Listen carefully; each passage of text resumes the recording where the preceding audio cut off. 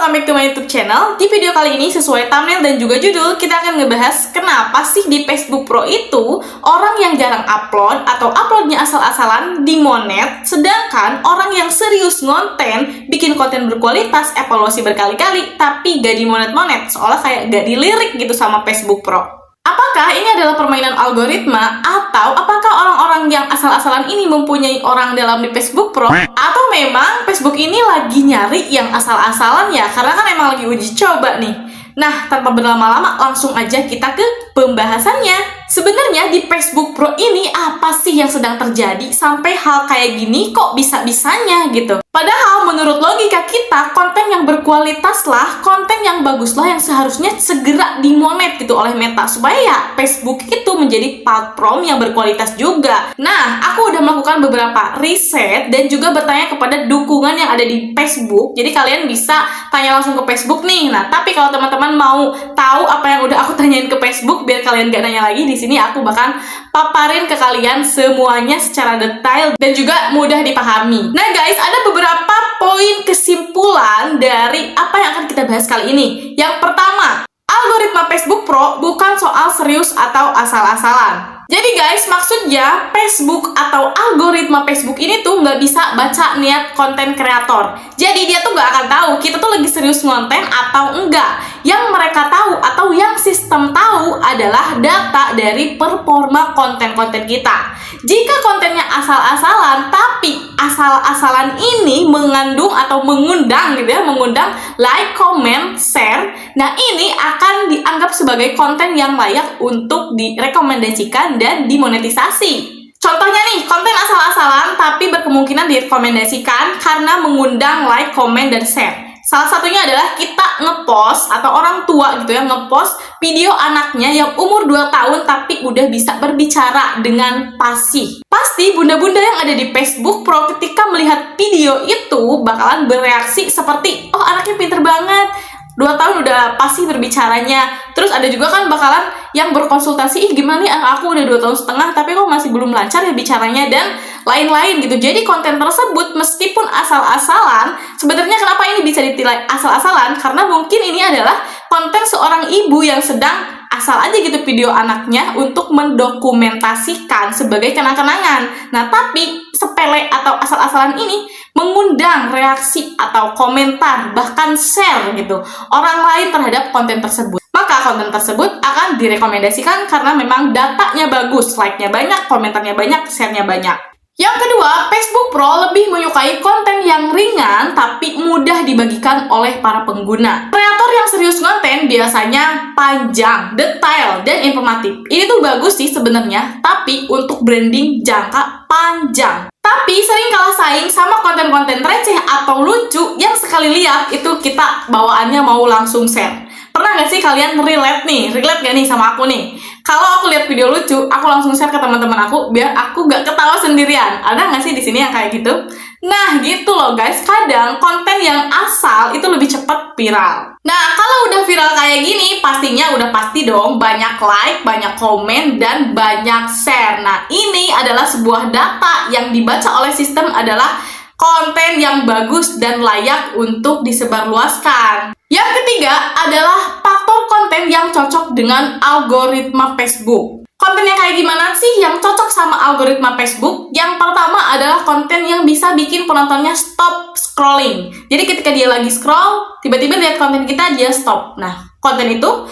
Yang kedua adalah konten yang gampang dicerna di 3-10 detik pertama. Yang ketiga adalah konten yang sesuai dengan tren atau interest orang-orang yang ada di Facebook. Maksudnya gimana nih? Nih guys, aku punya opini pribadi yang bener-bener pribadi tapi ini bakalan relate lagi sih harusnya sama kalian.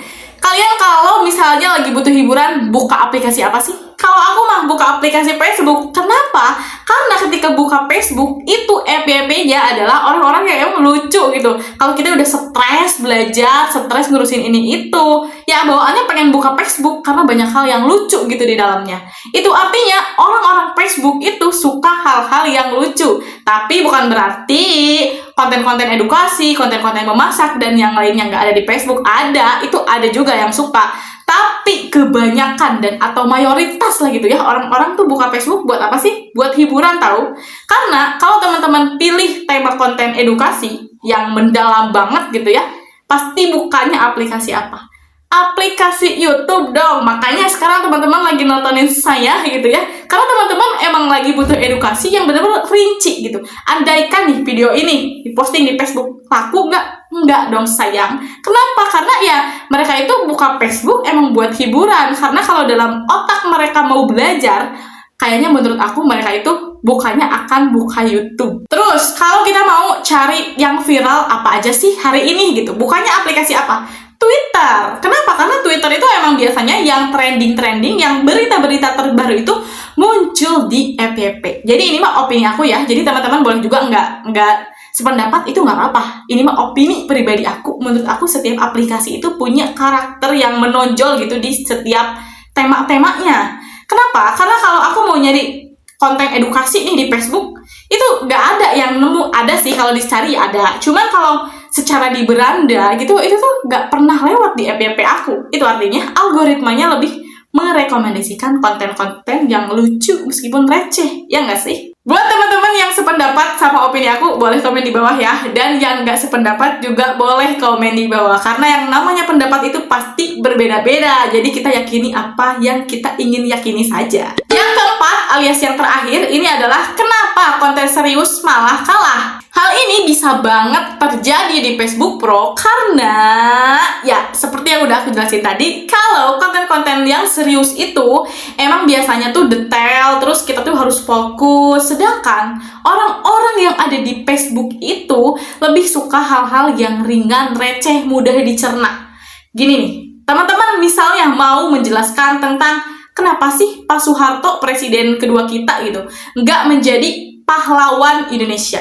Kenapa? Padahal kan dia berjasa gitu. Nah, kalau kita jelasin secara gini misalnya, pada tahun 1000 Pak Soeharto itu Nah, kalau seperti itu, apakah orang-orang Facebook akan menonton? Menurut aku kemungkinan tidak. Karena itu tuh penjelasan panjang dan cukup harus punya fokus yang cukup untuk menontonnya. Tapi teman-teman bisa ngupload konten dengan tema yang sama, ya dengan judul yang sama, yaitu kenapa Pak Soeharto tidak menjadi pahlawan Indonesia padahal sangat berjasa.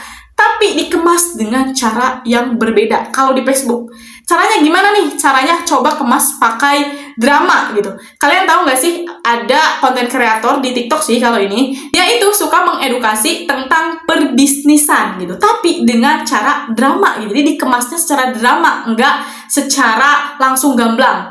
Yang suka ngomong kayak gini, kalian tahu nggak sih? Ih, kok gitu sih? Tahu nggak? Tahu nggak?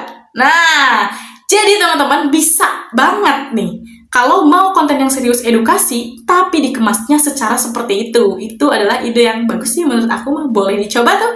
Setelah aku pikir-pikir, ternyata konten kreator itu adalah jualan. Jadi konten-konten kita itu harus sesuai juga sama apa yang diinginkan oleh pembeli. Kalau audiens atau pembeli kita adalah anak-anak, ya jangan jualan makanan pedas. Mereka nggak suka. Tapi kalau pembeli kita adalah anak muda gitu, teteh-teteh yang banyak pikiran, apalagi daganglah bakso sing lada, itu pasti laku guys. Nah, sampai sini mulai kebayangkan kenapa orang-orang yang asal konten bisa gitu di monet, sedangkan orang yang serius konten lama gitu di monetnya.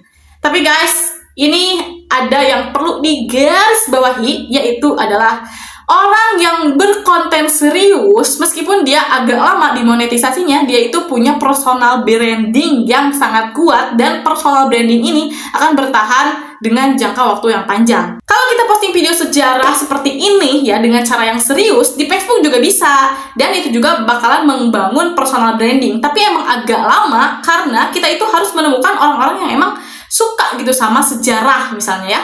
Kita upload nih konten sejarah dengan cara seperti ini. Nah, nanti tuh akan ditonton kan sama orang-orang yang berbeda-beda kalau video kita direkomendasikan. Nah, untuk mengaitkan orang-orang yang suka kepada konten-konten sejarah itu tuh susah, karena kebanyakan orang-orang di Facebook itu sukanya adalah konten hiburan. Tapi bakal ada, cuman emang butuh waktu yang cukup lama. Nah, perlu digarisbawahi lagi ya guys, tapi kalau konten asal-asalan yang bener-bener asal-asalan, tidak mengundang like, tidak mengundang komen atau share, itu mah sudah jelas ya, meskipun di monet, pasti ngambil buat gajiannya juga susah. Jadi kalian meskipun konten kalian bermanfaat atau serius gitu ya, gak usah minder dengan orang-orang yang asal upload, karena hasil nanti itu adalah ketika gajian, bukan ketika dimonetisasi. Karena sampai saat ini Facebook itu kan masih dalam proses masa uji coba, dan Facebook itu udah melakukan beberapa pemberantasan buat akun-akun yang emang asal-asalan. Tapi ya guys, balik lagi, kalau konten asal-asalan itu mampu men-trigger emosi atau rasa penasaran penonton, itu bisa meledak dan emang bisa cepat dimonetisasi karena dianggap layak untuk direkomendasikan. Oke guys, jadi segitu dulu aja video kali ini. Itulah penjelasan yang menurut aku cukup masuk akal ya. Ini hasil riset dan juga bertanya kepada Facebook. Kenapa sih kok bisa orang yang asal-asalan dimonetisasi, tapi kita yang berjuang, berkonten dengan serius, belum dimonet-monet? Jangan patah semangat, karena konten berkualitas dan serius itu emang butuh waktu yang cukup lama untuk personal branding. Maaf banget ya guys kalau penjelasan aku kurang langsung to the point gitu, agak muter-muter ya, ini biar kita lebih deket gitu ya, biar jam tonton aku juga lebih panjang. Oke, thank you banget buat kalian yang udah nonton. Jangan lupa di like, comment, dan subscribe. Abis itu share ke seluruh media sosial yang kalian punya. Oke, thanks for watching. See you on this video. Assalamualaikum warahmatullahi wabarakatuh. Bye-bye.